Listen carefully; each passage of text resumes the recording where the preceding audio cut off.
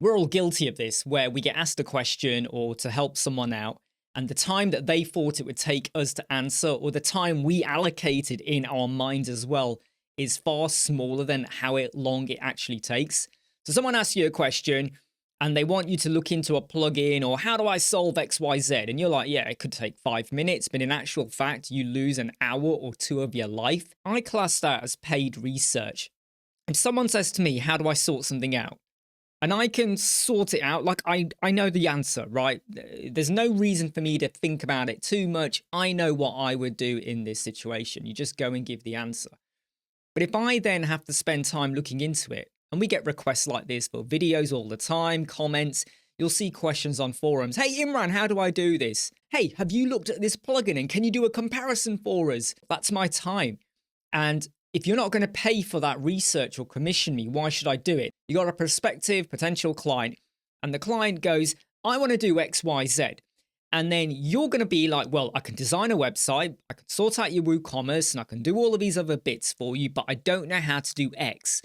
So to clinch the deal or to convince the client that you know what you can do for them, you may go and spend quite a bit of time researching. And we made this mistake many years ago where we must have lost, I reckon, 60 hours worth of time trying to find a solution for a potential client. Did that client use us in the end? No. How much time do you give away without being paid for it? You're researching on their behalf, the client, and they may go away and use someone else in the end anyway. So you're doing research for them. And if you're not going to get much out of it, or there's a risk that once you provide the solution, they're just going to run away with it and go elsewhere, why are you doing it? You've got to kind of pull back. And this sounds really, really tricky sometimes to get your head around, because you're like, I want the work. I want the client work. Client wants me to look into a problem. I want to convince them that I'm the best person to solve that problem. What I would probably say to the client, and when I say probably, this is what I would do. I would explain to them what I can do. And then I would explain that this extra bit that you want, I'm not sure about. So I'm not going to cost that in. Sorry, I will cost it in, but that's not part of the final quote proposal. So I'm saying to you, this is the extra, but to do this, I need to then spend time looking into possible solutions. I'm not guaranteeing I will find a solution for you.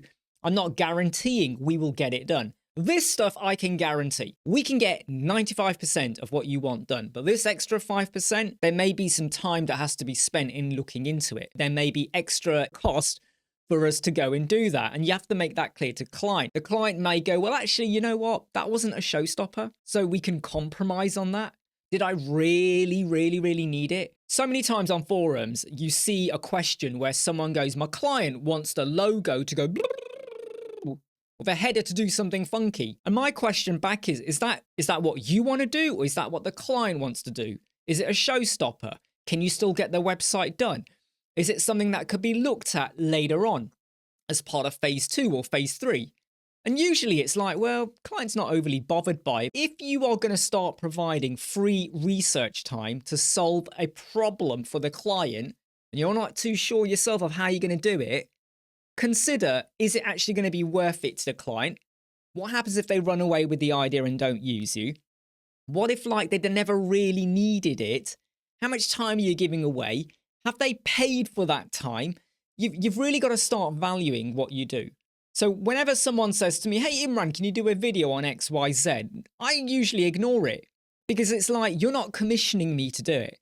And unless I have a vested personal interest in solving that problem as well, why would I do it? If I know there's a problem where there's going to be like 1,000 people ecstatically happy about it, then of course I may want to go and do that solution. It helps your credentials, your credibility and all that. But if it's only going to help 1 or 2 people out, who gives a shit?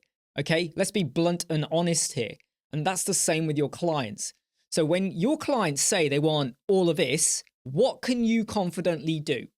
And if there's a chunk of it where you're not sure, right, you got to be open and frank and let the client know. Because what you don't want to do is get the job done and then go, but remember that logo thing that you wanted to dance around the screen? I couldn't do that. Because that actually might have been the showstopper for the client, and they are going to be really angry because you said, I can do that. Oh yeah, you want a website? I can do that. I can deliver it. Yeah, I'll get it done tomorrow. Don't you worry. Yep, no, I without fail. You don't want to get to the end and go, by the way, you know when you said you wanted to do like a wish list that also had a wallet attached to it and then it allowed affiliate tests and all of this stuff? I'm not sure how to do that. They all remember you for the failure. Don't care you got 95%. It's the failure because you were not open with them from the start. Be open, be honest. See you soon.